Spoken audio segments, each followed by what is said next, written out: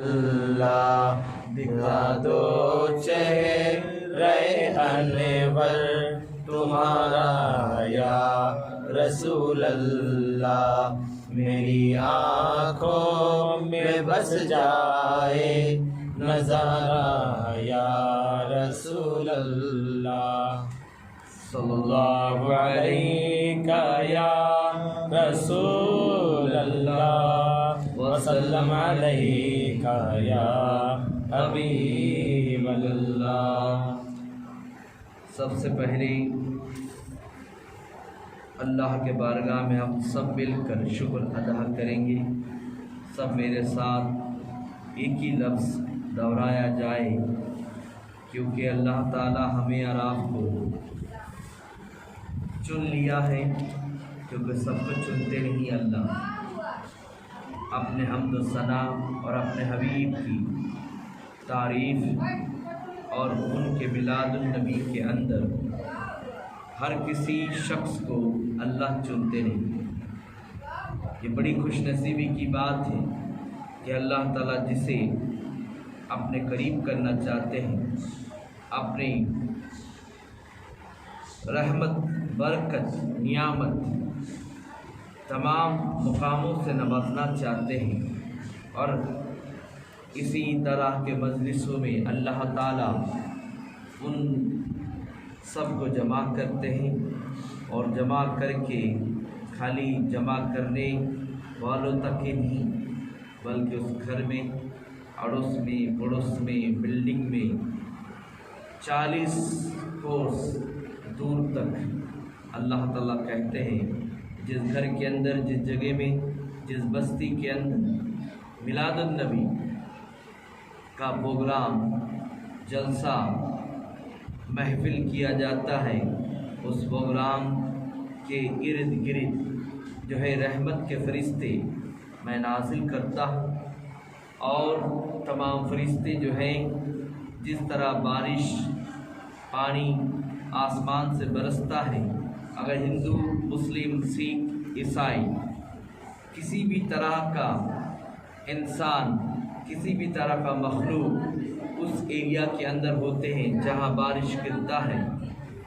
اور سب پہ گرتا ہے، سب گھر پہ گرتا ہے، اسی طرح جس گھر پہ میلاد النبی ہوتے ہیں اور میلاد النبی کے جلسے قائم کیے جاتے ہیں، خالی اس گھر والے کو نہیں بلکہ اللہ تعالیٰ تمام 40 کوس دور تک، 40 کلومیٹر دور تک جو ہے اللہ تعالیٰ اس ایریا کو گھیر لیتے ہیں، اور اپنے رحمت و برکت، نعمت سے جو ہے رحمت برستے رہتے ہیں۔ ان فرشتوں کو حکم دیتے ہیں کہ ان کے اوپر ہی نہیں بلکہ ان تمام علاقے کے لوگوں کے اوپر تمام بلائیں، مصیبتیں، تمام جو ہے خرابیاں، تمام چیز کو پاک کر کے ایک ایسا مقام بناؤ، ایسے ایک جگہ بناؤ، اس جگہ کو جو ہے اللہ کے رسول اس طرح سے تعریف کیا، یعنی وہ جنت کا ایک ٹکڑا ہوتا ہے، ریاض الجنہ۔ اس مقام میں جنت جانے سے پہلے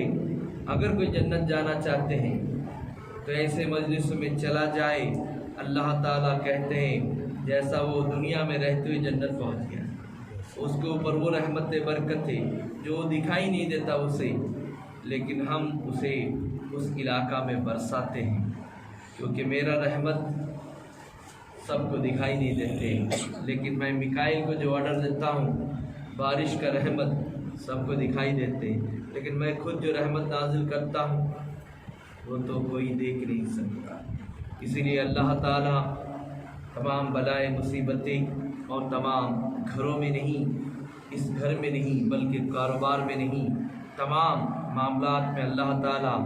وہ رحمت و برکت نازل کرتے، تمام بلاؤں کو، مصیبتوں کو اس طرح سے مٹاتے اللہ تعالیٰ فرماتے۔ اسی لیے اللہ کے بارگاہ میں ہم سب مل کر پہلے ایک بار شکر ادا کریں کہ ہمیں ایسا موقع دیا، اور اس گھر والے اور تمام لوگوں کو جو اللہ تعالیٰ یہ موقع دیا، یہ بہت بڑا سنہری موقع ہے۔ جو اس مجلس میں داخل ہوتے ہیں اس کے لیے تو اعلیٰ مقام ہے، جو دور سے سنتے ہیں اس میں بھی رحمت آئے گا، لیکن اگر اسکول میں داخلہ لے کر پڑھنا اور گھر میں ٹیوشن پڑھنا یہ بڑا فرق ہے۔ اسی لیے مجلس میں جو داخل ہو کر چشمدید مجلس کے اندر داخل ہو کر میلاد النبی سنتے ہیں وہ بڑا خاص بات ہے، تو اسے رحمت لے کر ہی جاتے ہو۔ تو اس کے لیے آؤ ہم سب مل کر اللہ کے رسول کے بارگاہ میں درود شریف کی نذرانہ پیش کرنے سے قبل اللہ کے بارگاہ میں ایک بار شکر ادا کریں۔ شکر الحمدللہ رب العالمین، شکر الحمدللہ رب العالمین، شکر الحمدللہ رب العالمین۔ یہی ہے اللہ کا شکر کے بعد اللہ تعالیٰ فرماتا ہے کہ میں دنیا میں انسان تو کیا 18,000 مخلوقات میں کوئی بھی ایسا چیز تو نہیں بناتا، نہ خود کو ظاہر کرتا، نہ خود کے بارے میں اعلان کرتا، نہ خود کے نام کو میں دنیا میں کہتے انا لا الہ الا اللہ۔ اللہ نے پہلے کہا میں ہی اللہ، میں عبادت کے لائق ہوں، میرے سوا کوئی معبود نہیں۔ یہ بات بھی اللہ تعالیٰ کہنے کے لیے جو ہے اللہ کو ایک جو ہے زبان کی ضرورت پڑا۔ اللہ تعالیٰ نے سب سے پہلے لا الہ الا اللہ کے نور کے اندر سے ایک نور نکالا، ایک نور باہر لایا۔ اس نور کو جو ہے اللہ تعالیٰ نے نام رکھا محمد رسول اللہ۔ لا الہ الا اللہ سے کون نکلا؟ محمد رسول اللہ۔ اور اس رسول کا نام جو کہ اللہ نور الہی ہے، اور محمد صلی اللہ علیہ وسلم اس نور کا شفا یعنی گن، یعنی نور محمدی، اللہ کا تمام گن اللہ کے رسول میں وہ شفاتی طور پر بھرا گیا۔ یعنی سننے کی شکتی یہ اللہ کا ہے، بولنے کی شکتی اللہ کا ہے، یہ علم رکھنے کی شکتی اللہ کا ہے، یہ جو ہے ارادہ کرنے کی شکتی، من کی شکتی اس کو بولا گیا ارادہ، وہ اللہ کا ہے۔ یعنی 7 شکتی 7 صفت یعنی بسم اللہ، یہ 7 صفت کو اس نور کو اللہ تعالیٰ نے عطا کیا اور اسے زندہ کیا اور اس نور سے کہلایا۔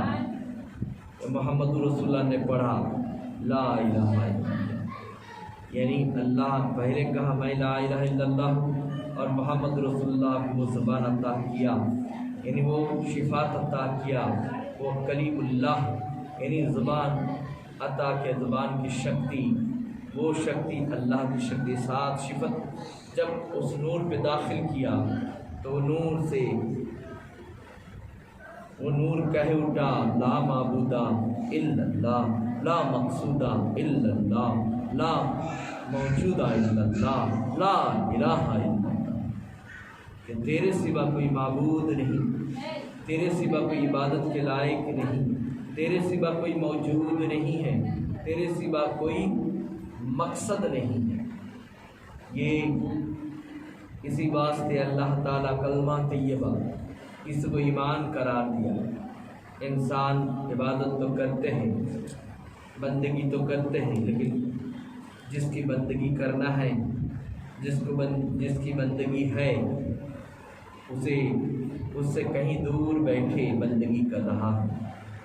تو اس کے لیے میں قرآن پاک کے اندر سے ایک چھوٹی سی آیت تلاوت کیا۔ اس تلاوت سے پہلے سب سے پہلے میرے بزرگان دین، میرے پیر سے لے کر حضور اکرم صلی اللہ علیہ وسلم تک میرے سجرے میں جتنے بزرگان دین ہیں اور دنیا کے اندر جتنے بھی سلسلہ قادریہ، عالیہ، خلفائیہ، چشتیہ، بہشتیہ، نقشبندیہ، سروردیہ، واسیہ، جہانگیریہ، افتخاریہ، مجددیہ، سروردیہ، جتنے بھی 4 پیری 14 خانوادہ کے حضور کے بعد جتنے بھی بزرگان دین کے سلاسل کے بزرگان دین تمام کے دربار میں جو ہے تمام خاص کر کے پنجت الپاک اور صحابہ کرام اور صدیقین صالحین شہداء، ان تمام کے بارگاہ میں قدم ان کے تمام کے قدم کا بوشہ لیتے ہوئے ان کے تمام کی عزت و توقیر کرتے ہوئے اور جو دنیا کے اوپر میری آواز جہاں تک جا رہی ہے، ان میں سے میرے پردے کے اندر ماں بہنیں ہیں، مومن مومنات، مسلم مسلمات، اس میں سب آ گئے، یعنی مومن اور مومنات، مومن عورت مومن مرد، مومن جو ہے اور مسلمان عورت مسلمان مرد، ان دونوں جماعتوں کو جو حیات میں ہیں، جو میری آواز سن رہے ہیں، ان تمام کو عزت کرتے ہوئے میں سب سے قبل ایک بار سلام پیش کرنا چاہتا ہوں تینوں مقام سے۔ ایک میرے چھوٹے چھوٹے بچے بھائی بہن جس کو میں شفقت کے نظر سے سلام دوں گا، وہ مجھے دے نہ دے مجھے فکر نہیں ہے، اور میرے ہم عمر لوگ یہی سلام کا نیت ہونا چاہیے۔ ہم نیت نہیں جانتے، عبادت کرتے ہیں، ہمارے دل میں کیا نیت ہونا چاہیے؟ اللہ کہتے نیت اور دل کو جانتا ہوں، میں دل اور نیت کو دیکھتا ہوں، انسان کی نیت اور دل اگر ٹھیک ہے تو اس کی عبادت بھی ٹھیک ہوگا، اس کی بندگی بھی، اس کے ہر کام ٹھیک ہوگا۔ اسی لیے ہمیں نیت سیکھنی پڑے گی سب سے پہلے، اس کے بعد دل کو بنانا پڑے گا۔ دل آج انسان کا جو ہے ایک تلا ہوا مچھلی سے بھی بدتر بن چکا ہے، یعنی اس کے ضمیر، اس کے دل جو ہے اس طرح ہو گیا جس طرح ابو جہل کے ہاتھ میں ایک کنکر پیک تھا، ایک کنکر اس کے قبضے میں تھا، لیکن وہ ابو جہل جانتے ہوئے، سب کچھ جانتا تھا کہ یہ اللہ کا رسول ہے، اللہ ایک ہے، اللہ کے سوا کوئی معبود نہیں، کلمہ طیبہ کا میننگس اور مطلب بھی جانتا تھا، تب بھی وہ جاہلوں کا باپ، اس لیے حضور صلی اللہ علیہ وسلم کو کہا تو عالم نہیں ہے، تو عالم ہونے کے باوجود تو سب کچھ جانتے، تو اس علم کے بارے میں جانتا ہے اللہ ایک ہے اور اللہ ہمیں پیدا کیا ہے، اللہ کے سوا کوئی معبود نہیں ہے، تو یہ بات اچھی طرح سے جانتا ہے، اور یہ محمد کون ہے، اللہ کے بھیجے رسول، تجھ سے پہلے کوئی نہیں جانتا ہے، تب بھی تو جاہلوں کا باپ ہے، تو اس پر ایمان نہیں لایا، اور میں کتنا بھی تجھے سمجھاؤں، کتنا بھی تو ایمان نہیں لانے کو ہے، یہ اللہ کے رسول کو پہلے سے معلوم تھا۔ تو اس لیے ابو جہل کے ہاتھ کے اندر جس طرح کنکر ہوتا ہے، آج مسلمان جو ہیں ان کے دل، دماغ، روح، اس کے ضمیر، اس کے نفس، اس کے اندر کا مقام ٹھیک اس پتھر سے بھی بدتر بن چکا ہے، کیونکہ زبان سے تو کلمہ پڑھ رہے ہیں ابھی کہا، لیکن دل سے کلمہ پڑھنے نہیں آتا، دل مردہ بنا ہوا ہے، آتما مردہ بن چکا ہے، باڈی زندہ ہے اور سانس کے سہارے چل رہے ہیں اور دوڑ رہے۔ اسی لیے اولیاء کرام کہتے ہیں یہاں تو چلتے پھرتے ہمیں مردہ نظر آتے ہیں،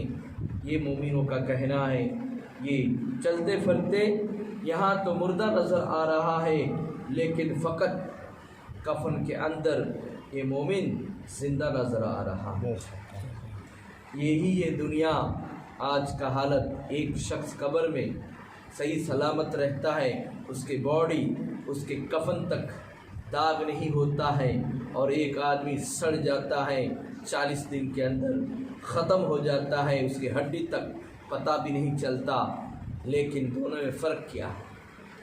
یہی مومن اور مسلمان میں فرق ہے۔ میں تو ہندو یا کسی آدم کار اولاد سے بات کرنے نہیں آیا، جب کرنے جائیں گے بات کریں گے۔ اب جو مومن اور مسلمان میں ڈیفرنس سمجھانے آیا ہوں، اس لیے قرآن سے وہی تلاوت کیا ہوں، وہ تلاوت کے اندر میں سمجھانا چاہتا ہوں مسلمان کیا ہے اور مومن کیا ہے۔ وہ اللہ تعالیٰ، میں نہیں، اللہ تعالیٰ قرآن پاک کے اندر ہمارے